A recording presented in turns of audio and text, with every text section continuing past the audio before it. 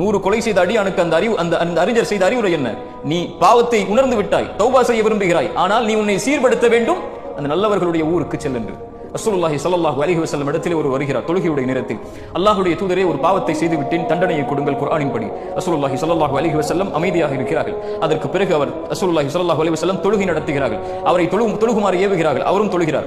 தொழுது முடித்ததற்கு பிறகு அல்லாஹ்வுடைய தூதரிடத்திலே வருகிறார். யா ரசூலல்லாஹ், நான் தண்டனையை கேட்டேன். அல்லாஹ்வுடைய தூதர் ஸல்லல்லாஹு அலைஹி வஸல்லம் சொன்னார்கள், எங்களோடு தொழுதீர்களா என்று. ஆம் என்று சொன்னார். ரசூலுல்லாஹி ஸல்லல்லாஹு அலைஹி வஸல்லம் குர்ஆனுடைய வசனத்தை சொன்னார்கள், நன்மைகள் பாவங்களை போக்கிவிடும் என்று. நீ பாவத்தை செய்து விட்டாய், மனம் திருந்தி வந்திருக்கிறாய் தண்டனைக்காக, ஆனால் நீ செய்த நன்மையில் நீ தொடர்ச்சியாக இருக்க போகிறாய் என்ற காரணம் அந்த பாவத்தை அழித்து விட்டது, நீ செல் என்றார்கள். இந்த 2 செய்திகளும் எதை சொல்கிறது? ஒரு அடியான் பாவம் செய்து விட்டால், அல்லாஹ்விடத்திலே மீண்டு விட்டால், அவன் தன் கல்பை பரிசுத்தப்படுத்த வேண்டும். அந்த கல்பு அல்லாஹ்வை அஞ்சி விட வேண்டும், பாவத்தில் இருந்து தூய்மையாகி விட வேண்டும். மறுபடியும் அந்த பாவத்தை நோக்கி திரும்புவதை நெருப்பில் விழுவதை போன்று அவன்